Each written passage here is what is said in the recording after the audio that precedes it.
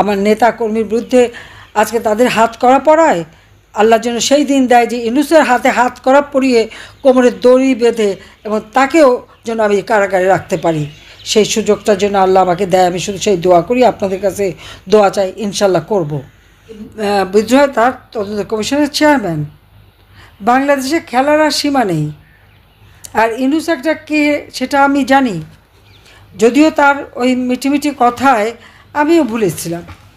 ভেবেছিলাম লোকটা ৬,০০০ টাকা বেতনে গ্রামীণ ব্যাংকের এমডি পদে চাকরি পেয়েছে, যে গরিবের জন্য কল্যাণ করতে চায়।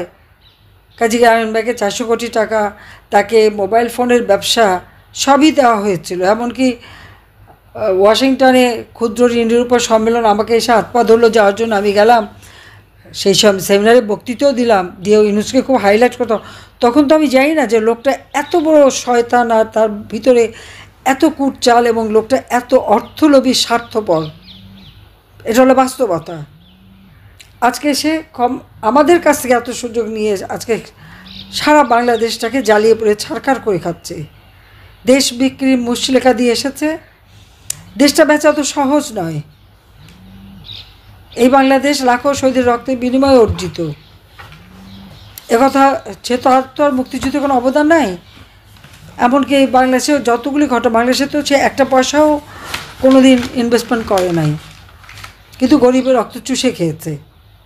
আর যত টাকা গ্রামীণ ব্যাংকের নামে এসেছে সব নয়ছয় করেছে। সে যে টাকা পয়সা কীভাবে এদিক থেকে ওদিক করতে পারে, সেটা যদি তদন্ত রিপোর্টগুলি সেগুলি যে বের হয়েছিল সেটা যদি কেউ পান আর দেখেন, আপনারা অবাক হয়ে যাবেন যে একটা মানুষ কত বড় ধুরন্ধর হতে পারে, যে সেই টাকা পয়সা নিয়ে এসে এদিক ওদিক। তার যে বিভিন্ন ব্যাংকে টাকা, এফডিআরগুলি, নাহলে ৫,০০০ কোটি টাকা তার এফডিআর বিভিন্ন নামে। এরপরেও আবার বিভিন্ন প্রতিষ্ঠান, এক গ্রামীণ ব্যাংকের নাম ভাঙিয়ে গ্রামীণ ব্যাংকের নামে যত রকমের প্রতিষ্ঠান আর যত রকমের কোম্পানি খুলে সে টাকাকে নয়ছয় করা, এদিকে ওদিকে করা। এরকম একটা টাকা যখন আমাদের হাতে নাতে ধরা পড়লো যে ৬ কোটি টাকার একটা চেক একটা ব্যাংকে থেকে আরেকটা ব্যাংকে নেওয়া, সেখান থেকে আবার আরেকটা চেক পাঠালো, সেই চেকে কে পাবে তার নাম লেখা নাই, মাথার উপরে শুধু একটা অ্যাকাউন্ট নাম্বার। বাংলাদেশ ব্যাংকের বিএফআইও যখন এটার উপরে তদন্ত করতে যেয়ে দেখলো সে টাকা ইউনূসের পার্সোনাল অ্যাকাউন্টে ঢুকে গেছে। এই পার্সোনাল অ্যাকাউন্টে ঢুকে ওইটা তদন্ত করতে যেয়ে দেখে তখন ইউনূস ফাউন্ডেশনে সে টাকা ফিক্সড ডিপোজিট হয়ে গেছে। অর্থাৎ কিভাবে এই লোকটা টাকাকে নয়ছয় করতে পারে সেটাই আপনারা একবার ভেবে দেখেন। এই ফান্ড, ওই ফান্ড, মিউচুয়াল ফান্ড, অমুক ফান্ড, ট্রাস্ট ফান্ড, কল্যাণ ফান্ড, বিভিন্ন ফান্ডের নামে নামে এই টাকাগুলি সে সরিয়েছে। গ্রামীণ ব্যাংকের টাকা গ্রামীণ ব্যাংকে থাকবে। এখন গ্রামীণ ব্যাংকের কল্যাণ ফান্ড সেখানে টাকা আসা ওটা একমাত্র ইউনূস ছাড়া কেউ অপারেট করতে পারবে না। আর এখন তার কাছ থেকে আবার দুর্নীতির, আমাদের আওয়ামী লীগের নেতাকর্মীর বিরুদ্ধে দুর্নীতির মামলা, হত্যার মামলা, নানা ধরনের মামলা দিচ্ছে। এবং আমাদের কিছু আতেল আছে, তারা কি এসব কিছু জানে, খোঁজ নিয়েছে কখনো? হ্যাঁ, দেখলাম একজন বলল, দেবপ্রিয় থেকে শুরু করে অনেক বলছে কি আওয়ামী লীগ নাকি সম্পদের হিসাব দেয় না। কথাটা ঠিক হতো না? আমরা যারা নির্বাচন করি, প্রত্যেক নির্বাচনের আগে আমাদেরকে আমাদের সম্পদের হিসাব বিবরণী দিতে হয়। অর্থাৎ আমরা কিন্তু একটা সময় প্রতি বছরই আমাদের ট্যাক্স ক্লিয়ার থাকতে হবে। আওয়ামী লীগ পার্টি হিসেবে আমাদের সম্পূর্ণ টাকার হিসাব আমরা কিন্তু সেটা করে প্রতি বছর দিয়ে থাকি। আওয়ামী লীগ খুব নিয়মিতভাবে এগুলি পালন করে। এমনকি বঙ্গবন্ধু মেমোরিয়াল ট্রাস্ট থেকে শুরু করে যতগুলি ট্রাস্ট ফান্ড আছে সব ঠিকমতো আমরা দিই। ইউনূসকে একটা টাকাও ট্যাক্স দেয়? এবং এই যে তারা এত কোম্পানি, ৩৮টা কোম্পানি ট্যাক্স ফাঁকি দেওয়ার মামলা তার বিরুদ্ধে। ব্যক্তিগতভাবে টাকা যে চুরি করেছে, সে তার ট্যাক্স ফাঁকি দিয়েছে, সেই মামলাও ছিল। শ্রমিকদের অর্থ আত্মসাৎ করে সে যে টাকাগুলি বানিয়েছে, শ্রমিকদের করা মামলায় দণ্ডিত আসামি হচ্ছে ডক্টর মোহাম্মদ ইউনূস। শ্রমিক, গরিব মানুষ, তাদের টাকা যে মেরে খেতে পারে, তা সে কতটা লোভী আপনারা চিন্তা করে দেখেন। আমি সবাইকে একটা কথাই বলবো যে এই যে হামলা মামলা দিয়ে ভয় ভীতি দিয়ে তারা আওয়ামী লীগকে ঘরে ঢুকাতে চায়। হ্যাঁ, একটা পর্যায়ে সেরকম ছিল, কারণ তাদের হাতে অবৈধ অস্ত্র। তারা তো সেনাবাহিনীকেও চ্যালেঞ্জ করেছে, আর আমাদের সেনাবাহিনী যারা চ্যালেঞ্জ করে তাদেরকে নাকি সন্তানের মতো দেখে। তো এই সন্তানরা যে কী জিনিস, যারা একজনের মাকে মারতে পারে, বাপকে মারতে পারে, 80 বছরের বৃদ্ধ বাবার গালে চড় মারতে পারে, এরা যে কী জিনিস সেটা আমাদের ওয়াকা সাহেব টের পাবে ভবিষ্যতে। ভবিষ্যতে টের পাবে, সন্তানের স্নেহ দিয়ে দেখে যখন চর খাবে তখন সিধা হবে।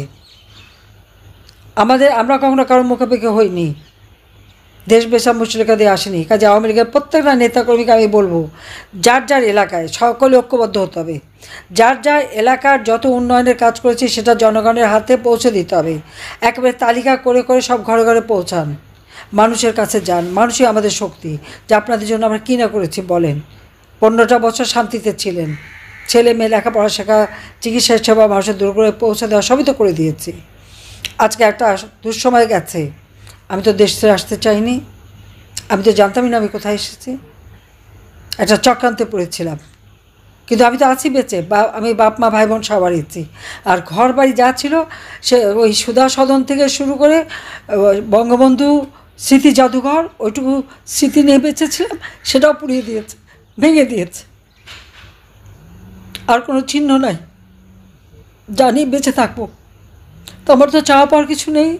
আমার এখন একটাই চাওয়া, বাংলাদেশে আমাদের আওয়ামী লীগের নেতাকর্মী, মুক্তিযোদ্ধারা যারা অন্যায় শিকার হয়েছে, যাদের উপর অত্যাচার চলছে, নির্যাতন চলছে, এর প্রতিকার করা। মুক্তিযুদ্ধের ইতিহাস বিকৃত করে দিচ্ছে, আবার সেই ইতিহাস ফিরিয়ে নিয়ে আসা।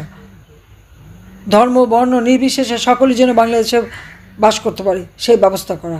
আজকে প্রশাসন ধ্বংস করেছে, পুলিশকে তো হত্যা করে মেরে সমস্ত পুলিশ ফাঁড়িতে আগুন দিয়ে পুলিশ শেষ করেছে।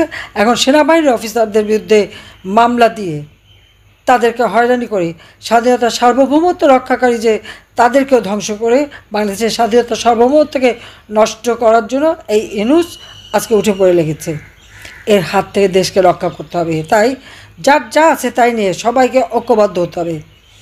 ঐক্যবদ্ধ আওয়ামী লীগের কাছে এই সমস্ত অশুভ শক্তি পরাজিত হতে বাধ্য।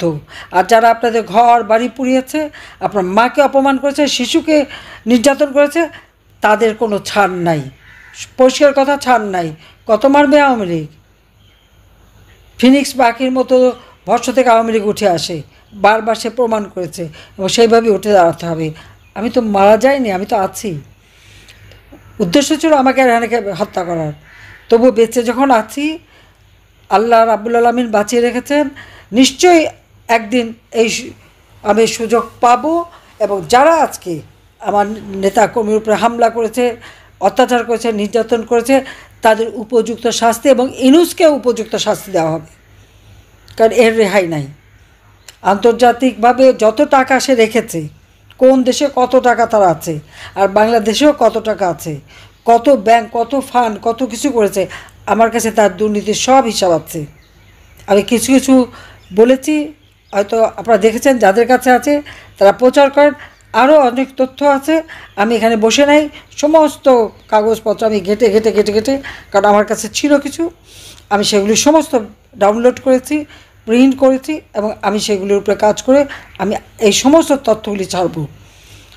এবং এর যে আসল মুখোশটা, সেটা জঙ্গিবাদী, দুর্নীতিবাজ, সন্ত্রাসী, ফ্যাসিস্ট, মানব অধিকার লঙ্ঘনকারী, শিশু নির্যাতনকারী, নারী নির্যাতনকারী, এই ইউনূসের বিচারও বাংলার মাটিতে হবে।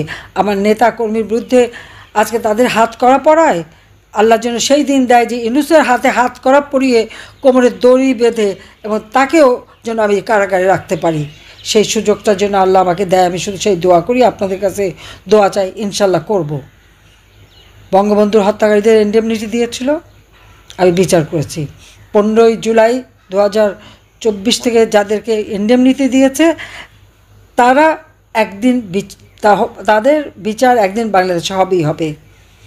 আমাকে শাস্তি দেবে দিক আমি কেয়ার করি না, ওই শাস্তি আমি পড়া করি না, কিন্তু আমি জানি আল্লাহ আমাকে সুযোগ দেবে, ওই ইন্ডেমনিটি থাকবে না, সকলের বিচার হবে।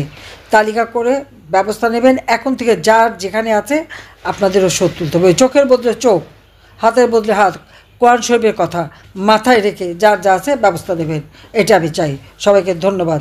জয় বাংলা, জয় বঙ্গবন্ধু, বাংলাদেশ চিরজীবী হোক। খোদা হাফিজ।